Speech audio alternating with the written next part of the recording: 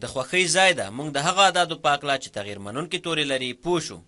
لکه څنګه چې موږ په مخکینۍ ویډیو کې ولیدل، تغیر منونکي توري کولی شو د نښو په مرسته وښیو او یا هم کولی شو له تورو څخه ګټه واخلو، ځکه مخکې مو هم له تورو څخه ګټه اخیستې وه.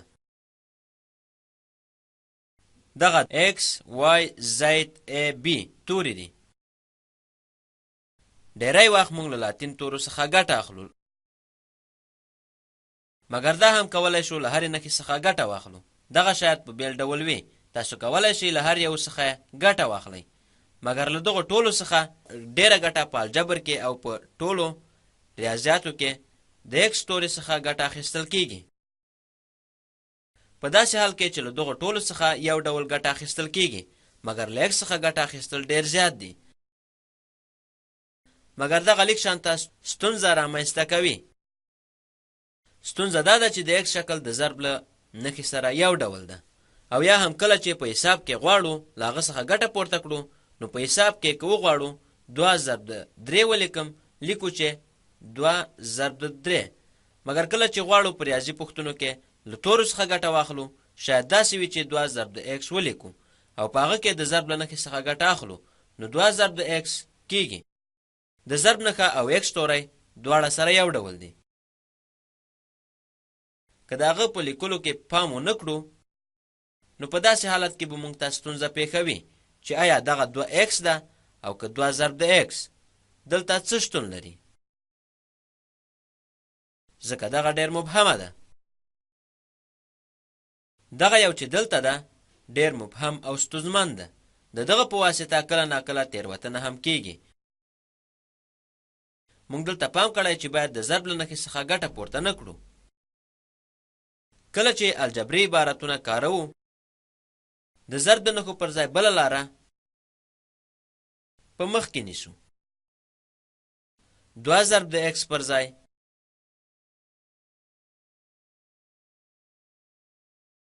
کولی شو 2 ټکي ولیکو.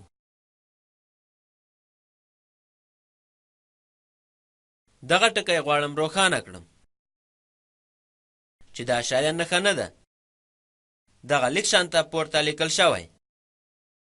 موږ هغه ولیکه تر څو د دغو تغیر منونکو تورو ترمنځ تېروتنه ونه کړو. مګر دغه ډېر روښانه او واضح ده چې 2 ضرب د x د بیلګې په توګه که څوک ووایي چې 2 ټکي x او x مساوي په 3 ده. دا هغه څه دي چې 2 ضرب د 3 کړو کله چې زموږ x مساوي په 3 وي.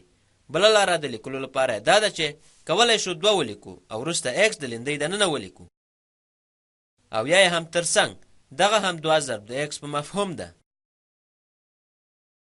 اوس یو بله بیلګه هم کار کوو. که x مساوي په 2 وي، نو دغه 2 ضرب د 2 کېدل چې 14 ترلاسه کیږي. دغه x د 2 ترڅنګ د لیکلو لپاره یوه ساده او پخوانۍ لاره شتون لري. او ځینې وخت کولی شو چې د 2x په څیر هم ولیکو. دغه مفهوم 2 ضرب د x څرګندوي.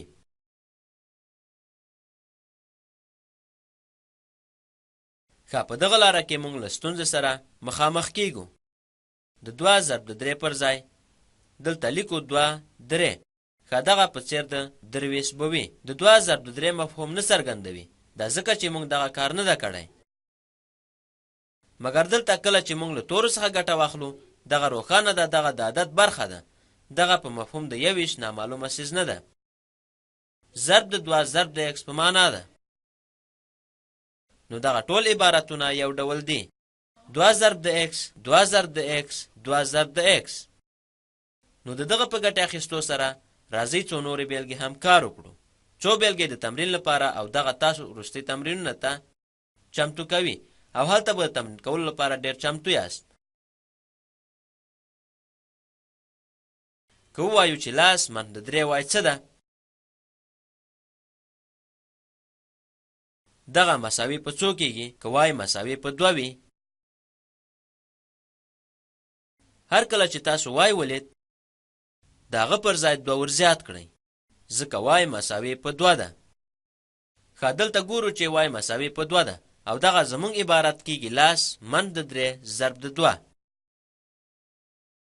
لومړی د ضرب عملیات ترسره کوو. لومړی د ضرب عملیه ده. نو 3 ضرب د 2 مساوي په 6 کېږي او لاس من د 6 مساوي په 4 کېږي. یو بله بیلګه کار کوم.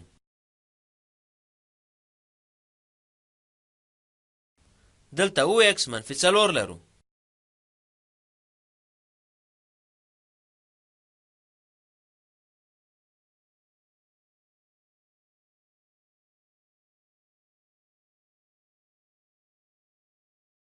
غواړم دغه عبارت ساده کړم.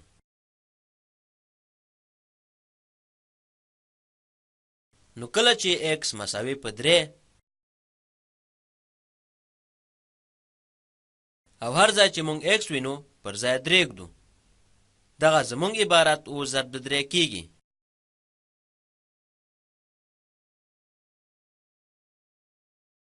او غواړم له دغه لارې څخه ګټه واخلم. نو دلته او ضرب د 4 من د 4 لرو. بیا هم لومړی دلته ضرب پیلوو. له جمع او تفریق څخه مخکې لومړی د ضرب عملیه ترسره کوم. دلته او ضرب د 3 مساوي ده په 21. دغه 21 من د 4 مساوي په 12 کېږي. د خوښۍ ځای دا چې اوس دغه لیک شانته ساده شو.